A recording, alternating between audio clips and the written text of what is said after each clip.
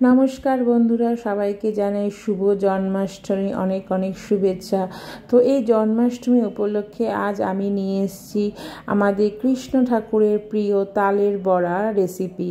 তো তালের বড়ার জন্য প্রথমে তালটাকে ভালো করে ছাড়িয়ে নিয়ে তারপর একটু জল মিশিয়ে এটাকে ভালো করে গুলে নিতে হবে।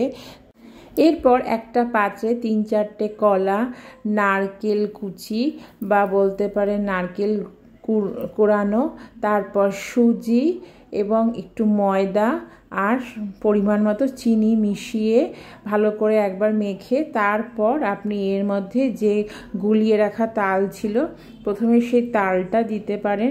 তারপর কিছুটা মাখা হয়ে যাওয়ার পর তালটা একটু জাল দেওয়া তালও দিলে পরে কি হয়, টেস্টটা অনেক ভালো হয়। এইভাবে কিছুক্ষণ রেখে দেওয়ার পর আপনি পারলে 1 ঘন্টা 2 ঘন্টা রেখে দেওয়ার পর কড়াইতে ভালো করে তেলটা গরম করে নিয়ে তারপর এক এক করে এই গোলাটা বা বলতে পারেন ব্যাটারটা আস্তে আস্তে করে ছেড়ে দিয়ে হালকা আঁচে একটু সময় নিয়ে ভাজতে হবে, কিন্তু বেশি হাই ফ্লেমে দেওয়া যাবে না। এইভাবে মিডিয়াম আঁচে আপনি বড়াগুলোকে ভেজে তুলে নিতে পারেন, তাহলেই হয়ে যাবে খুবই সুস্বাদু আমাদের গোপালের প্রিয় তালের বড়া। খেতেও খুব টেস্টি, যেটা সত্যি কথা বলতে অতুলনীয় স্বাদ, যেটা আপনারা না খেলে কখনোই বুঝবেন না।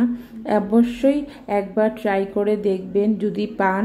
আমরা তো অনেক বছর বাদে দেশে এসে এই তালের বড়া খেলাম, এটা সত্যি কথা বলতে মন প্রাণ জুড়িয়ে গেছিল। তো এইভাবে আপনারাও বানিয়ে খেতে পারবেন। তো ভালো থাকবেন বন্ধুরা, নমস্কার, শুভ জন্মাষ্টমী।